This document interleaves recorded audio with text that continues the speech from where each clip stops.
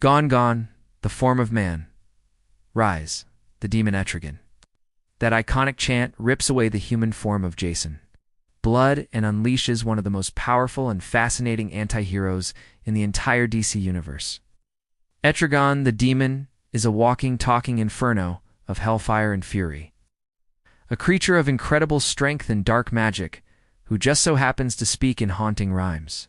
But what if this character is more than just a comic book creation? What if he's the product of powerful ancient myths brought to life by the one and only Jack Kirby? Today, we're pulling back the curtain on the ancient legends behind Etrigan the Demon. We all see how. Jack Kirby mixed the epic tales of Arthurian legend with the terrifying imagery of classic demonology to create this anti-hero-esque unforgettable backstory. This isn't just the story of a comic character. It's the story of how old myths never really die, they just find new, more monstrous forms. To really get Etrigan, we have to go back in time. Not just to his first appearance in the summer of 1972, but centuries earlier. To the final fiery moments of a legendary kingdom, Camelot. Etrigan's origin story is completely tangled up with the world of King Arthur, and most importantly, the Grand Wizard Merlin. As Jack Kirby tells it in The Demon No. 1, the story kicks off during the Siege of Camelot. The evil sorceress Morgan Le Fay and her monstrous armies are at the gates, trying to steal Merlin's powerful Eternity Book. With Camelot crumbling and his king fallen, Merlin, the last line of defense, resorts to a final, desperate plan. He performs a dark ritual, not to summon an angel, but a demon from the pits of hell. That demon, of course, is Etrigan. Unleashed on the battlefield, Etrigan is a one-demon wrecking crew, a force of pure power who single-handedly repels Morgan's army. But you can't just let a demon like that run wild. So, Merlin performs a second spell, binding Etrigan to a mortal knight named Jason Blood. This act did two things.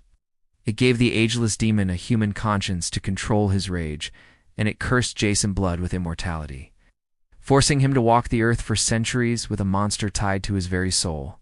This origin immediately grounds Etrigan in one of the most famous mythologies in Western culture. By connecting him to Camelot, Kirby wasn't just making a monster. He was creating a modern myth with ancient roots. Jason Blood isn't just a man. He's a living relic of a lost age of magic, forever carrying the burden of its last desperate act. While the story of Camelot explains how Etrigan got to Earth, his actual nature comes from a much darker place. Classic demonology. Etrigan isn't just some random demon. He's a high-ranking prince of hell. Later comics would reveal his truly terrifying family tree. Etrigan is the son of the archdemon Belial, one of the most powerful dukes of hell, a figure pulled directly from centuries-old occult lore. And here's where it gets even more complicated. His half-brother is none other than Merlin himself. It turns out Belial fathered Merlin with a mortal woman for one specific purpose: to create a wizard powerful enough to control his other, far more chaotic son, Etrigan. This demonic royalty is reflected in his powers. Etrigan has the superhuman strength to go toe-to-toe with Superman. He breathes hellfire, a literal interpretation of the fire and brimstone of legend.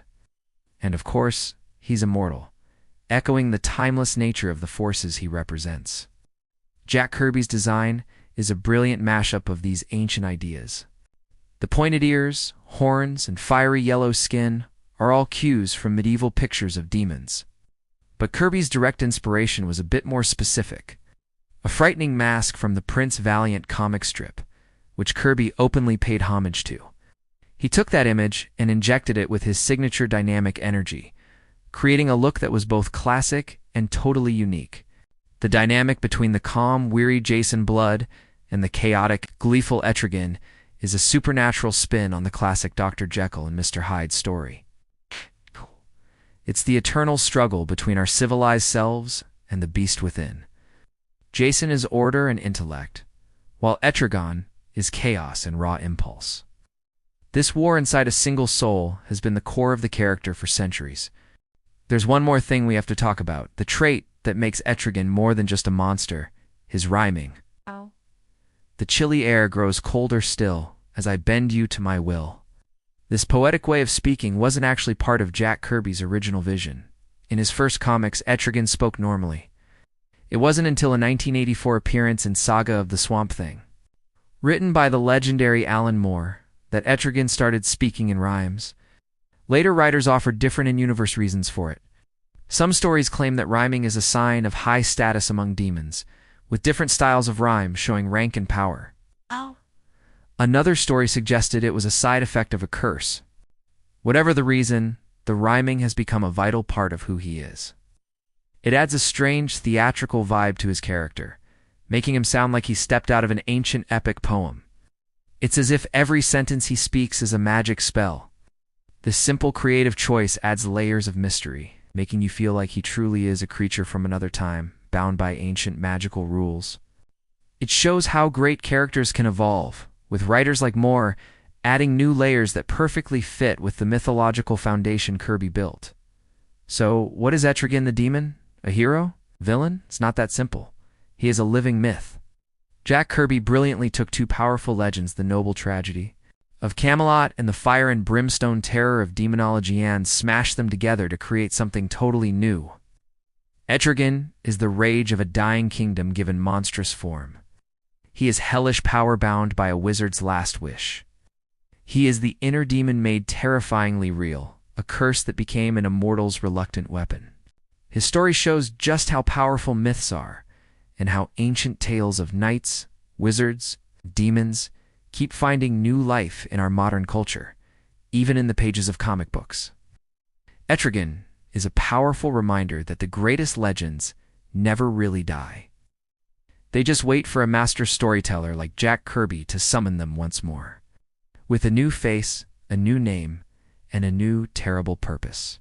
Etrigan is a perfect example of a comic character born from ancient legends, but he's not the only one. What are some of your favorite heroes or villains with roots in mythology? Is it Wonder Woman and her ties to the Greek gods? Or Thor and his Asgardian family?